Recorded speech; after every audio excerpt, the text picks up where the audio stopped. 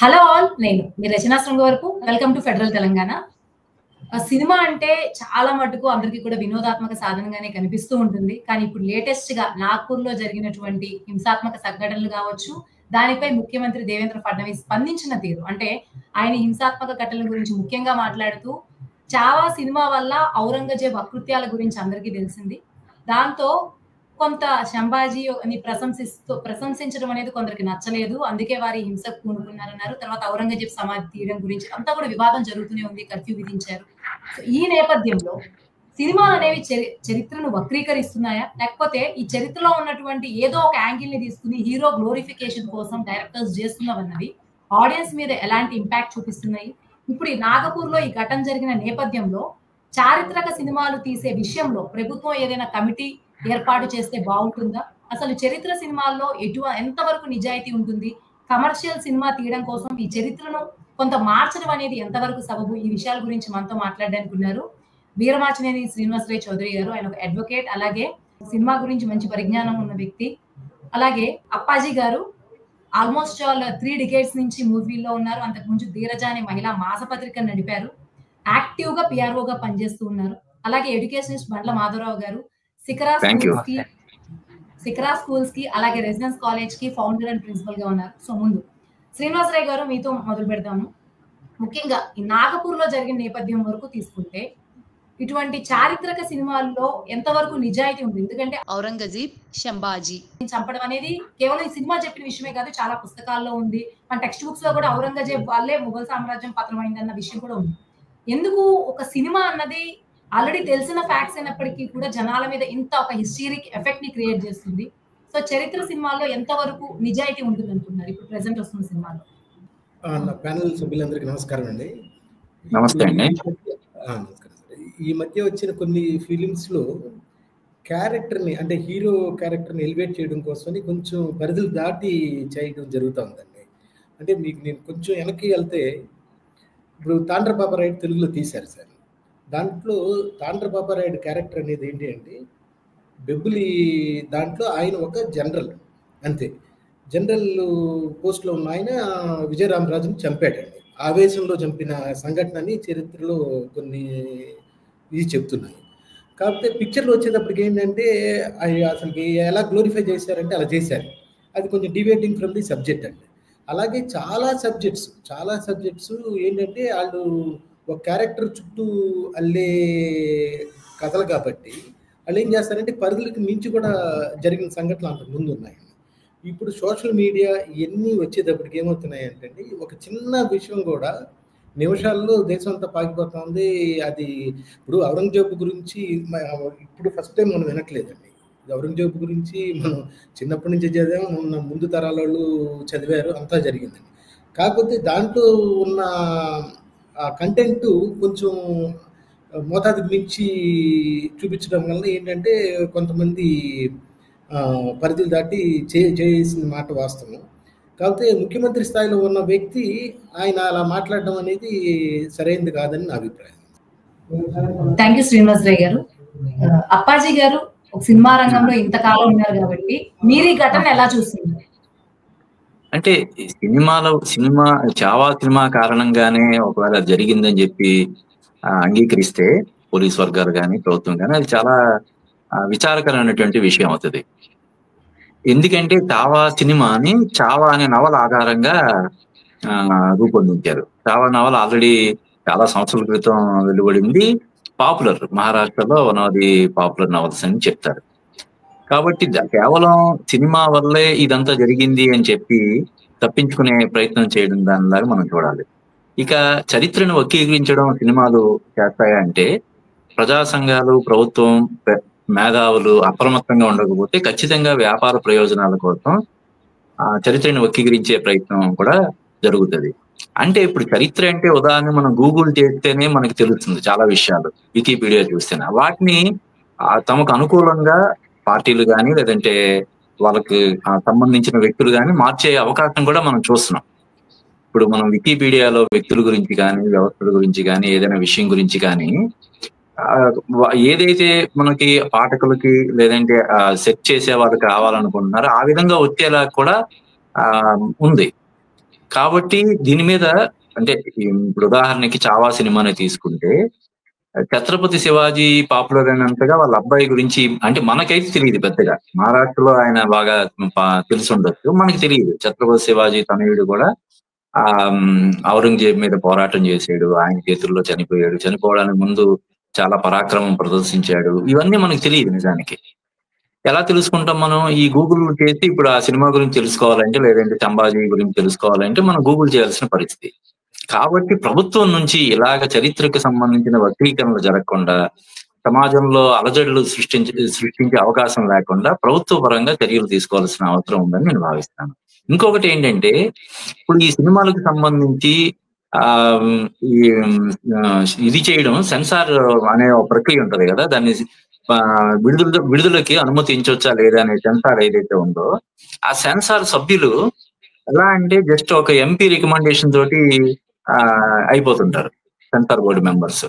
ఇది ఏదో అనేటువంటి వాళ్ళకి పరిజ్ఞానం కానీ అవగాహన కానీ ఉందా లేదా ఆ విషయాలు ఏమి పరిగణలోకి తీసుకోకుండా ఒక ఎంపీ రికమెండేషన్ తోటి సెన్సార్ బోర్డు సభ్యులు అయిపోయిన వాళ్ళు చాలా మంది ఉంటారు. అంటే చాలా మంది నిజంగా విషయ పరిజ్ఞానం ఉన్న వాళ్ళు, ఆసక్తి ఉన్న వాళ్ళు, అవగాహన ఉన్న వాళ్ళు చాలా మంది ఉన్నారు. కానీ అంటే ఒక మోర్ దాన్ 50% ఇలా రికమెండేషన్స్ తోటి వచ్చేస్తున్నారు.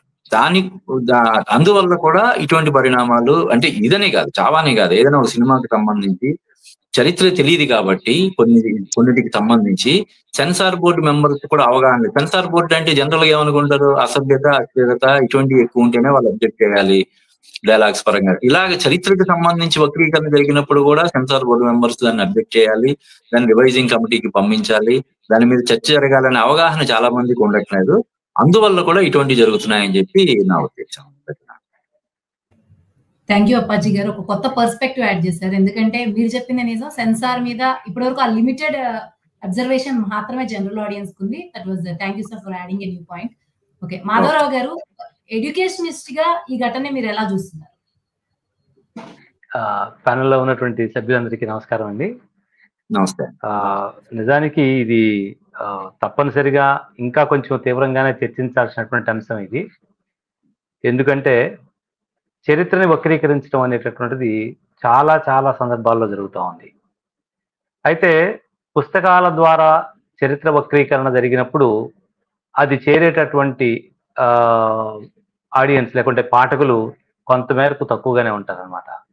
కానీ ఎప్పుడైతే దృశ్య మాధ్యమంలో ఇటువంటి వక్రీకరణ జరుగుతూ ఉందో అది చాలా విపరీతమైనటువంటి ప్రాచుర్యం పొందేటటువంటి, అంటే ఒక తప్పుడు అవగాహనని ప్రేక్షకుల్లో కలిగించేటటువంటి పరిస్థితి చాలా ఎక్కువగా కనిపిస్తా ఉందన్నమాట. అయితే ఏంటంటే ఇక్కడ కూడా సార్ చెప్పినట్టు, మన అప్పాజీ గారు చెప్పినట్టు, ఇప్పుడు ఎక్కడ నియంత్రించాలా దీన్ని, ఎవరు నియంత్రించాలా దీన్ని? ఇప్పుడు సోషల్ మీడియా విపరీతంగా వచ్చేసినటువంటి కారణంతో చాలా చాలా విత్ ఇన్ నో టైం దీని మీద కాంట్రవర్సీ అనేటటువంటిది చాలా ఈజీగా స్ప్రెడ్ అయిపోతుంది అనమాట. అంటే ఈవెన్ కొన్ని యూట్యూబ్ ఛానల్స్ లాంటి వాళ్ళు ఆ కాంట్రవర్సీని క్రియేట్ చేసి మరి కొంత దాని ద్వారా లబ్ధి పొందేటువంటి పరిస్థితి కూడా కనబడతా ఉంది అనమాట. సో వీటన్నిటిని మనం అబ్జర్వ్ చేసేటప్పుడు నిజానికి అంటే తెలుగు సినిమాల్లో మీరు వెంకటేశ్వర గారు చెప్పారు, శ్రీనివాస్ గారు చెప్పినట్టున్నారు, తాండ్రపాపారాయుడు గురించి చెప్పారనమాట. తెలుగు సినిమాలలో ఒకప్పుడు జరిగినటువంటి చారిత్రక వక్రీకరణ కంటే కూడా ఇటీవలి కాలంలో ఇంకా చాలా ఎక్కువగా కనిపిస్తా ఉందన్నమాట. ఉదాహరణకి మనం అందరికీ తెలిసినటువంటిది RRR లో RRR లో ఏం చూపించాడో మనకు అర్థం కాదు. సో ఎవరెవరిని అక్కడ అంటే ఆ సినిమా ద్వారా పరిచయం చేశాడు, కొమరం భీమ్ ఎవరు, అల్లూరి సీతారామరాజు ఎవరు, ఎవరిని ఎక్కడి నుంచి తీసుకొచ్చేసి, అంటే ఏమవుతోంది అని చెప్పేసానంటే వీటి వలన ఇప్పుడున్నటువంటి కొత్త జనరేషన్ ఎవరైతే ఉన్నారో, పిల్లలు ఎవరైతే ఉన్నారో వాళ్ళందరూ కూడా ఇదే వాస్తవమైనటువంటి చరిత్ర అనుకునేటువంటి పరిస్థితి ఉందన్నమాట. చదవడం అనేది తగ్గిపోతా ఉంది. ఎవరైనా సరే చదివి జ్ఞానాన్ని పొందుదాం అనేటువంటి ఆలోచన కంటే కూడా చూసి జ్ఞానాన్ని పొందుదాం అనేటువంటి ఆలోచన ఎక్కువ కనిపిస్తా ఉందన్నమాట. సో ఈ క్రమంలో ఇట్లా చూపించినటువంటి వక్రీకరణలన్నీ కూడా మనం అంటే చాలా నిజానికి రుద్రమదేవి తీసినప్పుడు కూడా గుణశేఖర్ ఒక మాట చెప్పాడు, నేను దీంట్లో ఎక్కడా కూడా వక్రీకరణ చేయలేదు, నేను చాలా జాగ్రత్తగా పరిశీలించి రుద్రమదేవి సినిమాని తీశాను అని చెప్పేసి చెప్పాడు అనమాట. అయితే చాలా మంది చేస్తున్నటువంటిది ఏంటంటే వాళ్ళు ఏ కాన్సెప్ట్ తోటి అయితే చేస్తున్నారో, ఏ కాన్సెప్ట్ తోటి అయితే వాళ్ళు ఒక హీరోని ఎలివేట్ చేయాలని చెప్పి అనుకుంటున్నారో దానికి అనుగుణంగా తాము రాయాలనుకున్నటువంటి, తాము రాసుకుంటున్నటువంటి అంశాలను కూడా, అంటే ఆ చరిత్రను కూడా వక్రీకరించేటువంటి పరిస్థితి బాగా ఎక్కువ కనబడతా ఉంది. నిజంగా అయితే అంటే మనం ఈ వక్రీకరణ అనేటువంటి పురాణాల కాలం నుంచి కూడా, అంటే సృజన అనేటటువంటి దాని గురించి దృష్టిలో పెట్టుకున్నట్లయితే, క్రియేటివిటీ, సృజనాత్మకత అనేటువంటి దాని కనుక దృష్టిలో పెట్టుకున్నట్లయితే ఎప్పుడు కూడా సృజన కొత్త పుంతలు తొక్కుతానే ఉంటుంది. కానీ ఆ కొత్త పుంతలు తొక్కేటటువంటి క్రమంలో దేన్ని ఇస్తున్నాం, అంటే ప్రేక్షకులకా లేకపోతే పాఠకులకా ఏ అంశాలని మనం ఇస్తున్నాము, ఆ అంశాల యొక్క విలువ ఏమిటి, ఆ విలువల్ని యథాతథంగా మనం కొత్త తరానికి అందించగలుగుతున్నామా, అంటే తర్వాత తరానికి అందించగలుగుతున్నామా లేదా, ఇది ఆలోచించడం లేదు చాలా మంది. ఈవెన్ మనం కనుక గమనించేట్లయితే బయోపిక్స్ లో కూడా, ఈ మధ్య చేస్తున్నటువంటి బయోపిక్స్ లో కూడా అదే కనపడతా ఉంది. ఆ వ్యక్తుల యొక్క చారిత్రక నేపథ్యాలు ఏంటి, అంటే చారిత్రక ఇన్ ద సెన్స్ అసలు వాళ్ళు ఎక్కడ ఏ ఉద్యమాల్లో పాల్గొన్నారు, వాళ్ళ యొక్క చారిత్రక నేపథ్యం ఏంటి, వాళ్ళు ఇదంతా ఏంటి అనేటువంటి దానికంటే కూడా వీళ్ళు ఏం చెప్పాలనుకుంటున్నారో దాన్ని మార్చేసి, ఈవెన్ మనం సావిత్రి సినిమాను చూసుకున్నట్లయితే మహానటి సినిమాలో కూడా వాస్తవాలంతా అవాస్తవాలంతా అనేటువంటి మనం అబ్జర్వ్ చేస్తే చాలా తేడాలు కనపడతా ఉంటాయి అనమాట. చాలా మంది మాట్లాడుతున్నారు కూడా. అంటే ఇంకా మన ఎదురుగానే ఉన్నటువంటి, అంటే ఇటీవల కాలంలోనే లేకుంటే ఇటీవల కాలంలోనే వెళ్ళిపోయినటువంటి వాళ్ళ సమకాలీకులు మనతో ఉన్నటువంటి కాలంలోనే వాళ్ళని వక్రీకరించి చూపిస్తా ఉంటే, చరిత్రను వక్రీకరించడం అనేటటువంటిది వీళ్ళకి చాలా వెనకబెట్టినటువంటి విద్య అయిపోతా ఉంది. నిజానికి ఇది ముఖ్యంగా ఏంటంటే కల్లోలాలు రేపేటటువంటి, వైషమ్యాలు రేపేటటువంటి, విద్వేషాలు రేపేటటువంటి ఈ వాతావరణాన్ని మాత్రం తప్పనిసరిగా నియంత్రించాల్సినటువంటి అవసరం ఉంటుంది. ఆ నియంత్రణ ఎవరు చేపట్టాలి, ఎవరు అంటే ఇప్పుడు గుడ్డిగా పాలకులే గుడ్డిగా దాన్ని ప్రమోట్ చేస్తా ఉన్నప్పుడు అప్పాజీ గారు చెప్పినట్టు సెన్సార్ వాళ్ళు ఎవరు, దాని మీద అవగాహన ఉన్నటువంటి వాళ్ళు ఎవరు, దాని మీద ఏమేమి నియంత్రణ చేయడానికి ఏమేమి అంశాలను పరిగణలోకి తీసుకోవాలి అని చెప్పేటటువంటి వాళ్ళు ఎవరు, ఇవన్నీ చాలా అంశాలు చర్చనీయాంశం మాత్రమే కాదు, వీటి మీద తప్పనిసరిగా సీరియస్ గా యాక్షన్ తీసుకోవాల్సినటువంటి అవసరం కూడా ఉంది అనేది నా అభిప్రాయం. థ్యాంక్ యూ మాధవరావు గారు. సో ఓవరాల్ గా మీరు కూడా ఈ మధ్య రీసెంట్ సినిమాలన్నీ, నిజంగా సావిత్రి అనేది రీసెంట్ ది, కొంత ఐడియా ఉంది, దాంట్లో కూడా చూసేవాళ్ళు. అఫ్ కోర్స్ మీరు అందరూ చూసి ఉండొచ్చు దగ్గరగా, కాబట్టి నిజాలేవి నిజాలు కానివేవి చెప్పగలరు, కానీ నార్మల్ ఆడియన్స్ చెప్పలేరు. అది చాలా రియలిస్టిక్ గా అనిపిస్తుంది. సో ఇకపోతే ఈ సినిమా, ఏ సినిమా తీసినా సరే, అది చారిత్రక సినిమా ఏదైనా, కొంత కళాత్మక స్వేచ్ఛ అనేది ఖచ్చితంగా డైరెక్టర్ కు ఉంటుంది. సో ముఖ్యంగా ఫ్యాక్ట్స్ ప్రెజెంట్ చేయాల్సినటువంటి ఈ చారిత్రక సినిమాల్లో ఈ కళాత్మక స్వేచ్ఛ ఎలా ఉంటే ఒక మంచి హిస్టారికల్ ఫిలిం, మంచి ఇంపాక్ట్ ఉన్న ఫిలిం వస్తుందని అనుకుంటున్నారు? శ్రీనివాసరావు గారు మీరు చెప్పండి. ఇప్పుడు ఏమవుతుందంటే, ఒక సబ్జెక్ట్, ఒక మనిషి చుట్టూ అల్లే స్టోరీస్ ఏదైనా సరే, వాళ్ళు చేసేది ప్రజాసేవ కాదు సార్, సమాజ సేవ కాదు. వాళ్ళకి వచ్చిన ఐడియాని కేవలం వాళ్ళు సొమ్ము చేసుకోవడం అండి. లెట్ ఇట్ బి ఎనీబడి, అది ఎవరైనా ఉండండి. ఇప్పుడు ఏంటంటే ఏమవుతుందంటే, ఒక సబ్జెక్టు ఉందనుకోండి, వాళ్ళు నీరెస్ట్గా కూడా తీసుకురాలేకపోతున్నారు సార్. ఇప్పుడు 90% ఇది కూడా దాంట్లో ట్రూత్ ఉండదండి, రియాలిటీ ఉండదు.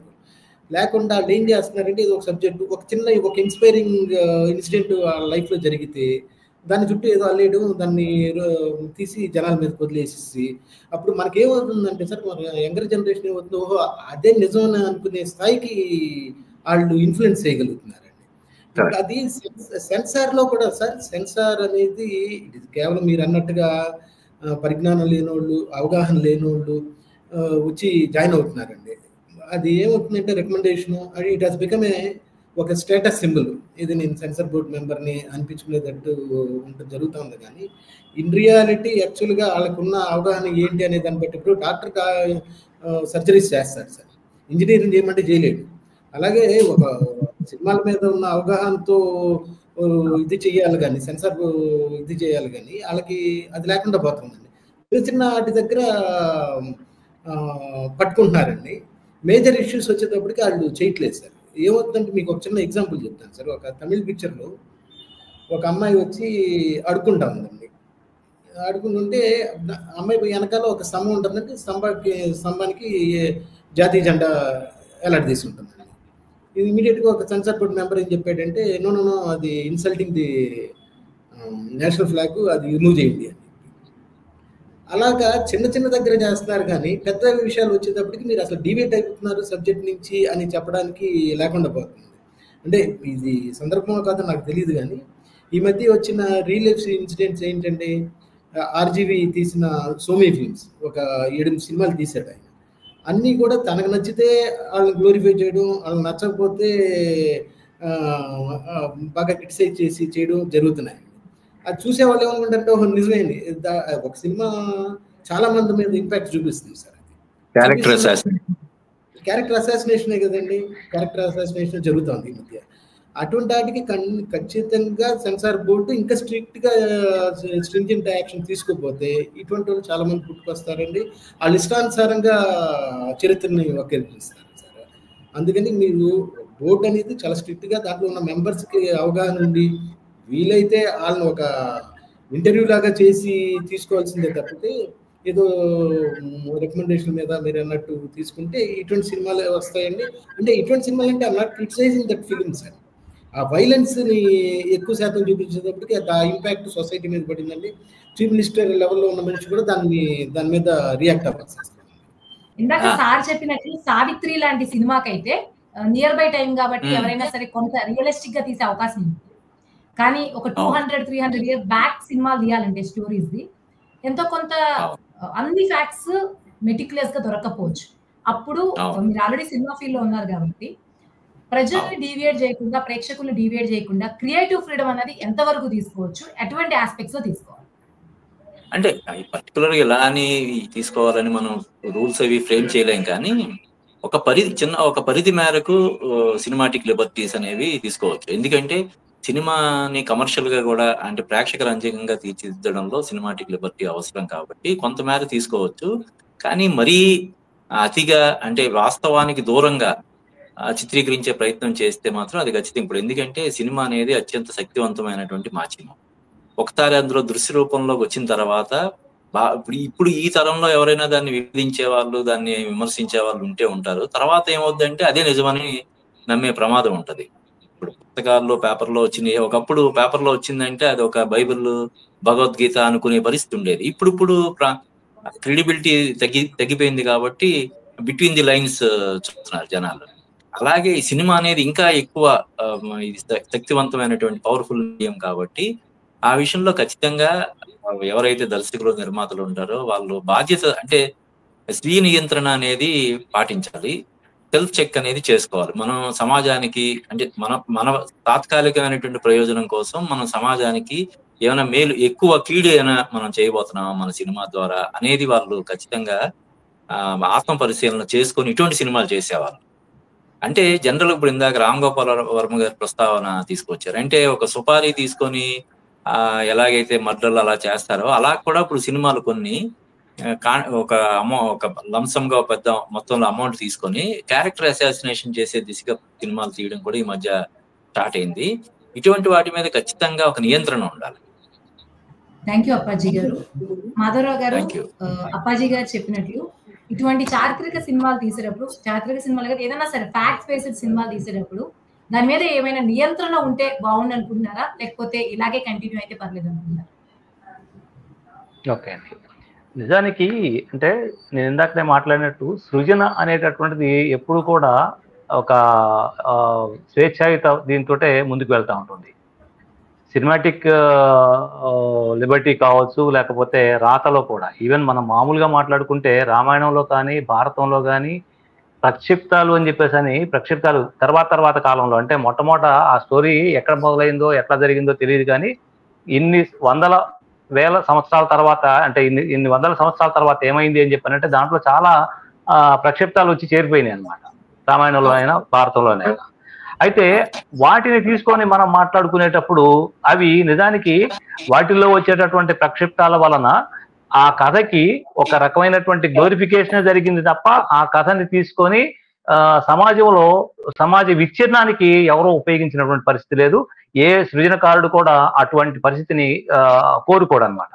కానీ ఇప్పుడు వచ్చినటువంటి ఈ వాతావరణంలో ఇప్పుడున్నటువంటి వీళ్ళు ఏం చేస్తున్నారంటే అంటే ఈ పర్టికులర్ గా మనం సరే డబ్బులు అనేటటువంటి దీంతో నడుస్తున్నాయి ప్రతిదీ కూడా.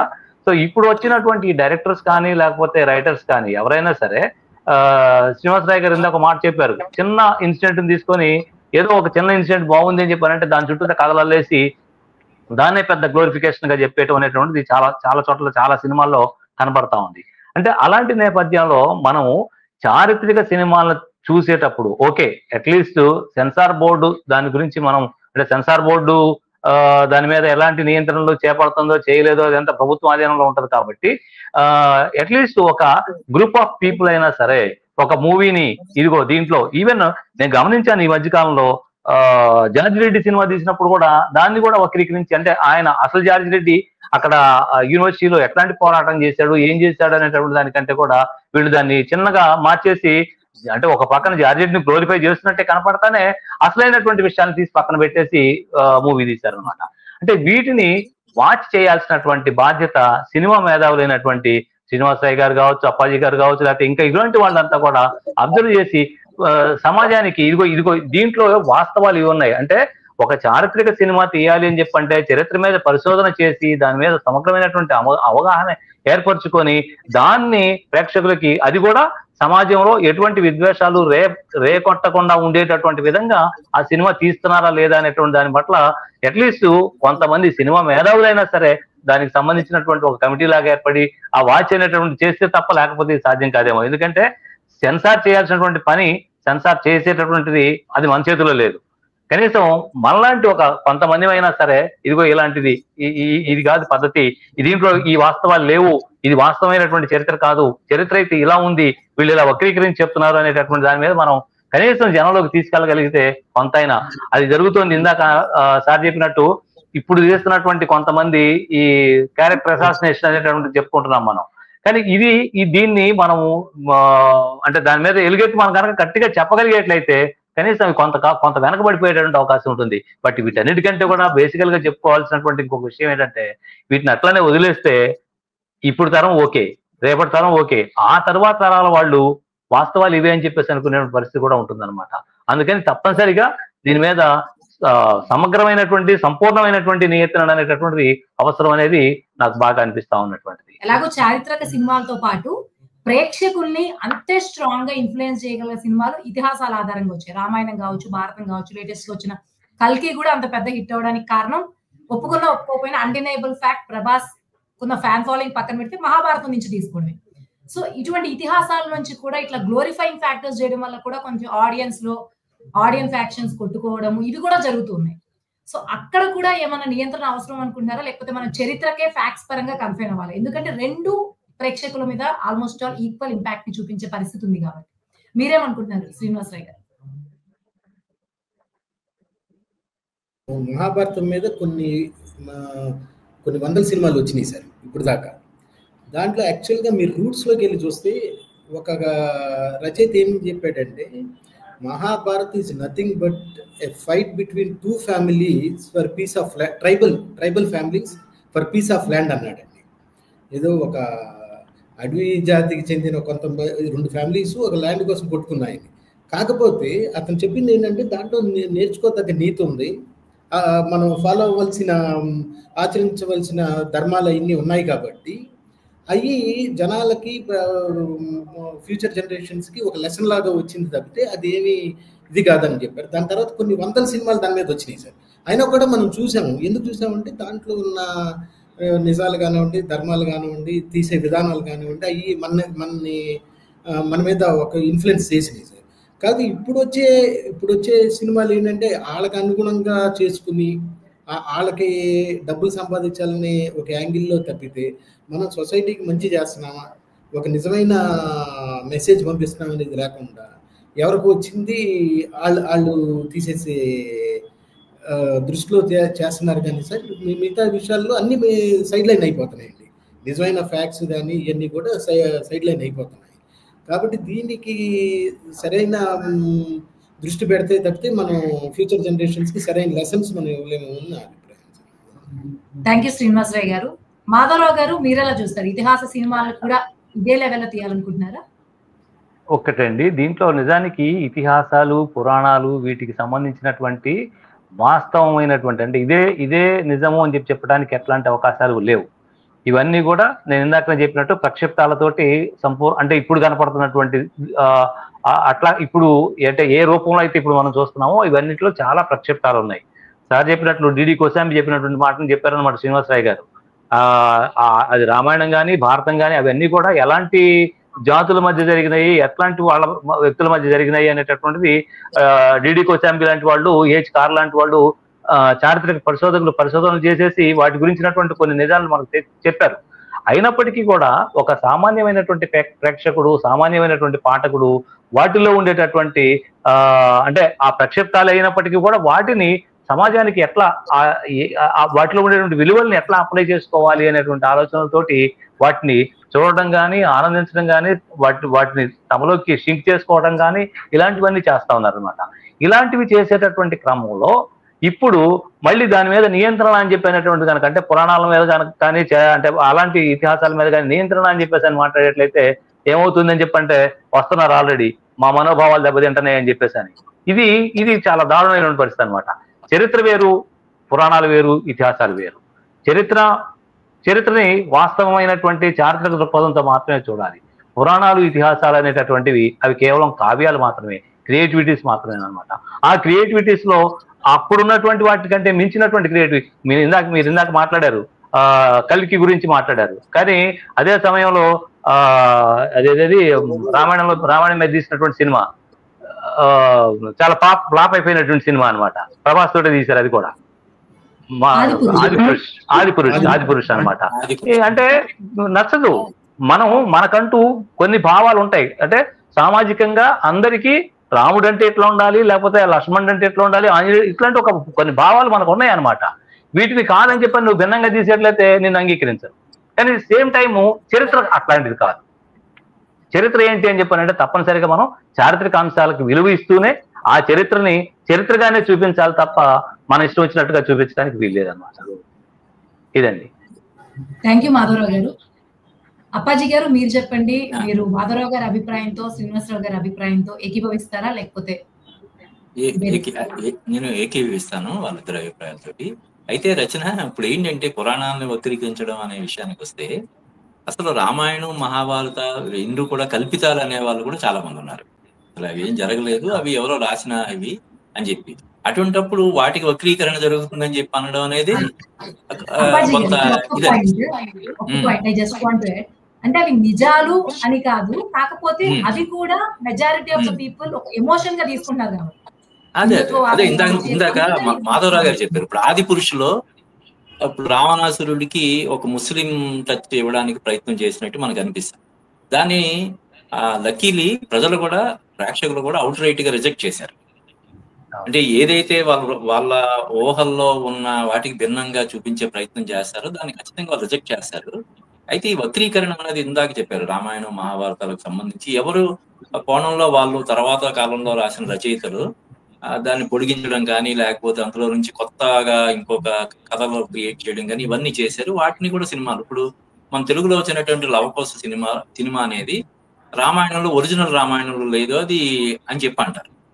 అలాగా విమర్శలు అనేవి రామాయణం, మహాభారతానికి సంబంధించి విమర్శలు ఉన్నప్పుడు వాటికి వక్రీకరణ జరుగుతుందనే దాని మీద అంటే ఇది ప్రజల మనోభావాలు, ప్రేక్షకుల మనోభావాలు భంగం కలిగించకుండా వాళ్ళ అభిరుచికి, వాళ్ళ ఆలోచనలకి దగ్గరగా ఉండేలాగా తీయాలి తప్ప దాన్ని పూర్తిగా చేస్తే ఎలాగూ ప్రేక్షకులు ఎలాగూ అవుట్ రైట్ గా రిజెక్ట్ చేస్తారు. ఇందాక మనం చూసాం ఆది పురుషు. ఈ కల్కి అనేది పూర్తిగా మహాభారత కొంచెం ప్రేరణ పొంది, అశ్వత్థామ అనే క్యారెక్టర్ నుంచి ప్రేరణ పొంది దానికి ఎక్కువగా ఈ గ్రాఫిక్స్, విజువల్ ఎఫెక్ట్స్ ఇవన్నీ జోడించి, ఇందాక నువ్వు అన్నట్టు ప్రభాస్ ఫ్యాన్ ఫాలోయింగ్ కానీ, అమితాబ్ బచ్చన్ ఇమేజ్ కానీ ఇవన్నీ యాడ్ అవ్వడం వల్ల అది కమర్షియల్ గా మంచి విజయం సాధించింది.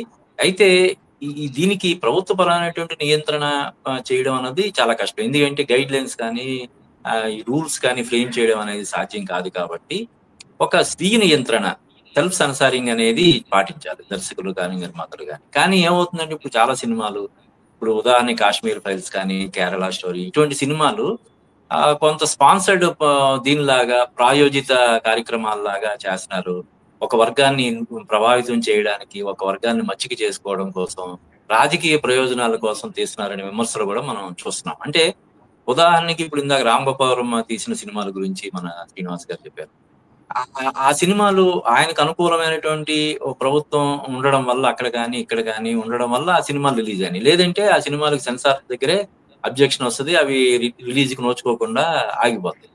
కాబట్టి ప్రభుత్వాలని ప్రభుత్వాలకు అనుకూలంగా ఉండే వాళ్ళు, వాళ్ళని ప్రభుత్వానికి ఉపయోగపడేలాగా సినిమాలు తీసే ప్రయత్నాలు కూడా చేస్తుంటారు. దీనికి ఏంటంటే ఎవరికి వాళ్ళు స్వీయ నియంత్రణ పాటించాలి తప్ప ప్రభుత్వ పరంగా నియంత్రణ కానీ లేదంటే గైడ్ లైన్స్ కానీ ఫ్రేమ్ చేయడం అనేది చాలా కష్టం అని నా అభిప్రాయం. ఓకే, థ్యాంక్ యూ అప్పాజీ గారు. ఇక డిస్కషన్ చివరికి వచ్చేసాము. లాస్ట్ క్వశ్చన్ దీంతో కన్క్లూడ్ చేద్దాము. అప్పాజీ గారు అన్నట్లు లేకపోతే మాధవరావు గారు మీరు అందరూ అన్నట్లు దీన్ని ప్రభుత్వం నియంత్రించడం కష్టం. ఇంకొకటి చారిత్రక సినిమాలు మళ్ళీ ప్రభుత్వం వేసి దాన్ని అబ్జర్వ్ చేయడం కూడా it's difficult and tedious process. So particular గా ఒక సినిమా మీరు అన్నట్టు కాశ్మీర్ ఫైల్స్ కావచ్చు, ఇప్పుడు వచ్చింది కావచ్చు, ఒక పర్టికులర్ సెక్షన్ వైపు అది ఫేవరబుల్ గా అయినా కావచ్చు, అగెనిస్ట్ గా అయినా కావచ్చు, ఎప్పుడైతే ఆ సెక్షన్ ని ఖచ్చితంగా ఆ సినిమా ఏదో విధంగా రెచ్చగొడుతుంది అన్నప్పుడు మాత్రం ఎటువంటి జాగ్రత్తలు తీసుకుంటే బెటర్ అనుకున్నారు? అంటే గవర్నమెంట్ అని కాదు, అట్లీస్ట్ మీరు సెన్సార్ వరకు చెప్పారు ఇందాక, సెన్సార్ తర్వాత అట్లీస్ట్ హిస్టరీ తెలిసిన వాళ్ళు కానీ, ఇప్పుడు పాలిటిక్స్ సినిమా అయితే కాశ్మీర్ ఫైల్స్ అయితే ఓన్లీ పొలిటికల్ బ్యాక్గ్రౌండ్ తెలిసిన వాళ్ళే చేయగలరు. ఇటువంటి ఏమన్నా మెజర్స్, ఎక్స్టెండెడ్ మెజర్స్ తీసుకోవచ్చా? శ్రీనివాసరావు గారు మీరు చెప్పండి. ఇప్పుడున్న పరిస్థితికి అయితే అటువంటి అవకాశం అయితే ఎక్కడ కనపట్లేదు. ఇప్పుడు అది ఫస్ట్ బ్రేక్ పడాల్సింది సెన్సార్ బోర్డులో పడాలి. సెన్సార్ బోర్డులో పడకపోతే అక్కడి నుంచి ఏదో ఒక విధంగా మేనేజ్ చేసుకుని సార్ ఏ సర్టిఫికెట్తోనే బయటపడిపోతున్నారండి. ఇటువంటి వైలెన్స్ కానీ సబ్జెక్ట్ నుంచి డిబేట్ అయ్యే ఇది కానీ వాళ్ళకి వచ్చి బయటకు వచ్చేస్తున్నాయి. బయటకు వచ్చిన వెంటనే దానికి విపరీతమైన పబ్లిసిటీ చేయడం, చేసేసిన వెంటనే అది రచ్చ చేసి రచ్చ అవ్వడానికి కొన్ని సినిమాలు వస్తున్నాయి. అంటే లేదు సార్, అది మీరు ఆ ప్రోమోస్ లో కూడా చూడండి సార్, దాన్ని ఏదో ఒక ఇంట్రెస్ట్ జనరేట్ చేయడం కోసం ఏ 2 డైలాగులు పెట్టేటప్పటికి ప్రేక్షకులు ఏమనుకుంటామో దీనికి ఏదో ఉంది అని ఇది ఉంటుంది. అంటే ఇక్కడ చిన్న ఒక ఇది చెప్తాను. పేష్వా రూలర్ బాజీరావు 1720 నుంచి 1740 దాకా రూల్ చేశాడు. One of the greatest rulers of India Bajirao. ఆయన లాస్ట్ డేస్ లో మన ఆంధ్రలో జరిగిన ఇన్సిడెంట్ లాగానే మస్తాని అనే ఆవిడ వలలో పడిపోయాడు. ఆయన మొత్తం పాలనని కానీ రాజ్యాన్ని కానీ ప్రజలను కానీ మొత్తం లాస్ట్ ఫ్యూ ఇయర్స్ లో ఆయన వదిలేశాడు. వదిలేసేటప్పటికి ఆయన జీవితంలో అతిపెద్ద మచ్చ అదేనండి. అంత గ్రేటెస్ట్ రూలర్కి కూడా ఒక చిన్న మచ్చ పడింది అదేనండి. ఇప్పుడు అది ఒక లవ్ స్టోరీ కింద తీశారండి. యాక్చువల్గా that was not a love story. యాక్చువల్గా అతను అమ్మాయిని ఇష్టపడ్డాడు, అమ్మాయి ఇతన్ని ట్రాప్ చేసింది అనేది వాస్తవం నాకు తెలిసినంత వరకు. ఇప్పుడు ఆ పిక్చర్ వచ్చేటప్పటికి అప్పు వాళ్ళదేదో చాలా ట్రూ లవ్ అనుకుంటా చరిత్ర చూడని ఒక ఇది అన్నట్టుగా ప్రేమ జంట అన్నట్టుగా చూపించేశారు. ఇప్పుడు ఏమవుతుంది, నెక్స్ట్ చూసే వాళ్ళు నిజంగా అని అనుకుంటారు. యాక్చువల్గా మీరు వాస్తవాన్ని చూసారంటే బాజీరావు మస్తాని అది యాక్చువల్గా అంత ఇది లేదండి. నిజం ఇది అంటే ఆవిడ ఎక్స్ప్లాయిట్ చేయడానికి ఆయన్ని ట్రాప్ చేసింది అనేది చాలా మటుకు వాస్తవం జరిగింది. ఈ ఎక్కడంటే సెన్సార్ బోర్డులోనే చేయాలి, కాకపోతే ఉన్న పరిస్థితులు చేయడం కుదరదేమో అని నా అభిప్రాయం. థ్యాంక్ యూ శ్రీనివాసరావు గారు. మాధవరావు గారు మీ కన్క్లూడింగ్ స్టేట్మెంట్. కరెక్ట్ అండి, శ్రీనివాసరావు గారు చెప్పినటువంటి మాట వాస్తవం అన్నమాట. అంటే ఎంతసేపు మాట్లాడుకున్నా మనకు కనిపించేటటువంటిది ఒకటే. దీనివలన అంటే ఇప్పుడు ముగ్గురు మాట్లాడేటటువంటి మాటల్లో కాంట్రవర్సీ ఏం లేదు. ఒకటే ఉన్నటువంటి ఒక విషయం ఒకటే ఏమిటి అని చెప్పేసానంటే అది ఆ నియంత్రణ అనేటటువంటిది స్వీయ నియంత్రణ ఉండాలా, లేకపోతే ప్రభుత్వం వైపు నుంచి నియంత్రణ ఉండాలా, లేకపోతే అంటే ఒకటే. నువ్వు ఏది తీసి చూపించినప్పటికీ కూడా సమాజంలో ఏ రకమైనటువంటి విద్వేషాలని వైషమ్యాలని రెచ్చగొట్టకుండా ప్రజల యొక్క సామరస్యతని ప్రజల మధ్య ఒక సామరస్యతని సమకూర్చేటటువంటి విధంగా కనుక తీసి చూపించేటట్లయితే ఎటువంటి అభ్యంతరం ఉండదు, నువ్వు చరిత్రను వక్రీకరించినప్పటికీ కూడా. కానీ జరుగుతున్నటువంటిది ఏంటి, వైషమ్యాలను రెచ్చగొట్టేటువంటి వాతావరణం క్రియేట్ అవుతుంది. అప్పుడు తప్పనిసరిగా మనం దాని మీద నియంత్రణ అవసరం అవుతుంది. బట్ అంటే ఇందాక నేను చెప్పేటువంటి మాట, దాన్ని అసలు చారిత్రక దృష్టితో కనుక చూసేట్లయితే అటువంటి వక్రీకరణ కూడా సరైనది కాదు. కానీ సరైనది కానిదే అయినప్పటికీ కూడా సమాజానికి ఎటువంటి హాని చేకూర్చండి అయితే సరేలే అని చెప్పేసి అన్న కనీసం మనం ఆగిపోవడానికి అవకాశం ఉంటుంది అనమాట. కానీ జరుగుతుంది అది కాదు. దాన్ని మనం తప్పనిసరిగా నియంత్రించాల్సినటువంటి అవసరం ఉంటుంది.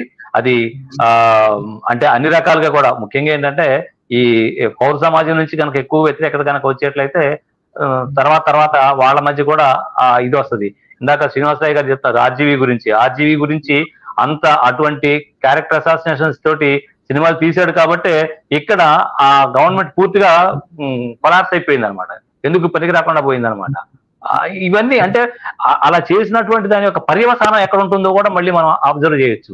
కానీ మనం ఆలోచిస్తుంది కేవలం వర్తమానాన్ని గురించి మాత్రమే కాకుండా భవిష్యత్తులో కూడా ఈ సినిమాలు ఆ సినిమాలు అట్లాగే ఉంటాయి కదా, ఉన్నప్పుడు ఒక 10 ఏళ్ల తర్వాత, ఒక 25 ఏళ్ల తర్వాత, ఒక 30 ఏళ్ల తర్వాత చూసినప్పుడు ఓహో ఇవే కాబోలు వాస్తవాలు, ఎన్టీ రామారావు అంటే ఈయనే కాబోలు, లేకపోతే బాలకృష్ణ అంటే ఈయనే కాబోలు అని చెప్పినటువంటిది, అంటే మహానటి సావిత్రి అంటే ఇట్లానే ఉంటుంది కాబోలు అని చెప్పినటువంటి ముద్రలు పడిపోయేటువంటి చరిత్ర అట్లాంటి అవకాశం ఉంటుంది. కాబట్టి తప్పనిసరిగా చారిత్రక అంశాలను తీసేటప్పుడు మాత్రం ఒళ్ళు దగ్గర పెట్టుకొని తీయాలి, జాగ్రత్తగా వాళ్ళు ఆ నియంత్రణని, స్వీయ నియంత్రణ కానీ సామూహికమైనటువంటి అంటే ప్రభుత్వం నుంచి కానీ నియంత్రణ అనేది అవసరం అనేదే నా భావన.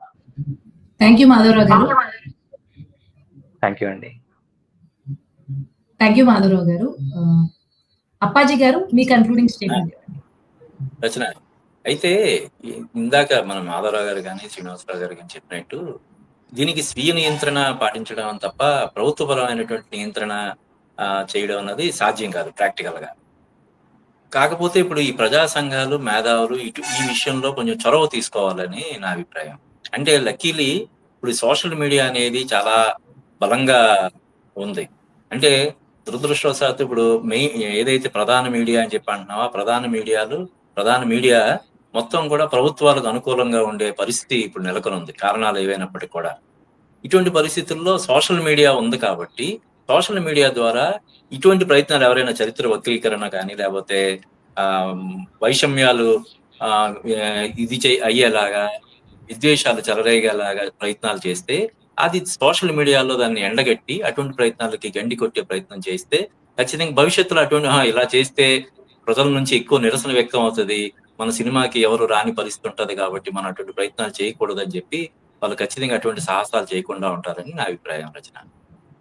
థ్యాంక్ యూ అప్పాజీ గారు. మొత్తం మీద ఈ డిస్కషన్ లో సినిమాలు అయితే చరిత్రను వక్రీకరిస్తున్నాయని చెప్పేసి మీ ముగ్గురు కూడా కన్క్లూడ్ చేశారు.